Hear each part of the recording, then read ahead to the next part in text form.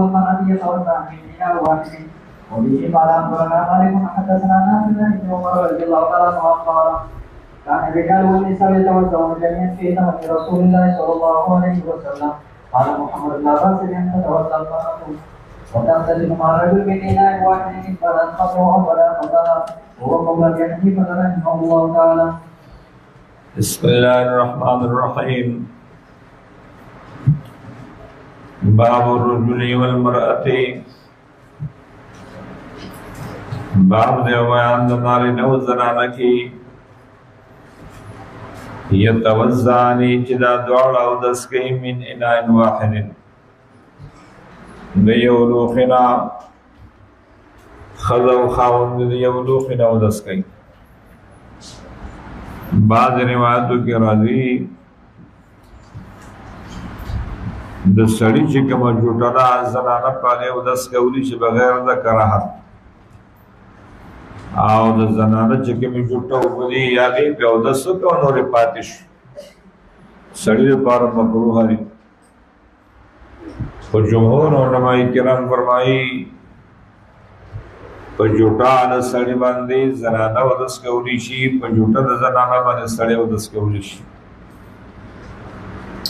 او دلته راغلی وبه قال اخبرنا مالک قال حدثنا نافع عن ابن عمر كان الرجال.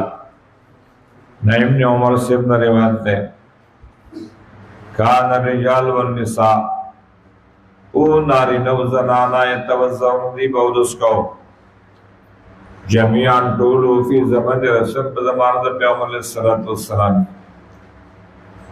نارینه او زنانه هغه چې د کور ښځه او خاوند دی، پردي سړي سره د پردۍ زنانه اودس ونه کېږي، د کور ښځه او خاوند دی. قال محمد لا بأس باک نشتا من یتوضأ المرأة چې اودس وکړي زنانه وتغتسل غسل کې مع الرجل د سړي سره من اناء واحد د یو لوښي نه ان بدت قبله او بدا قبلها.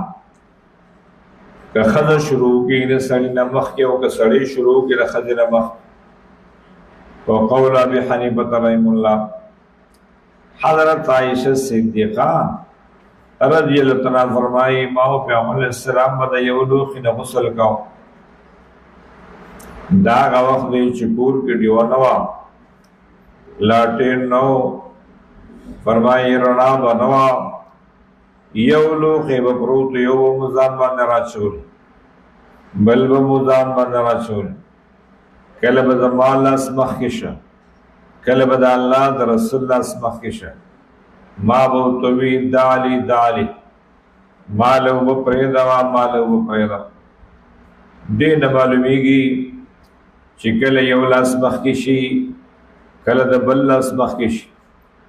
فرمایي نو اوبه یو قسم لا جوټه شوې، که د زنانه لاس مخکې شي نو دا جوټه د زنانه شو، که سړي لاس مخکې شي دا جوټه د سړي شوه، یو بل استعمالولی شي. او فرمایو قول ابي حنیفه رحمه الله، دا قول امام ابو حنیفه رحمه الله دی ورپسې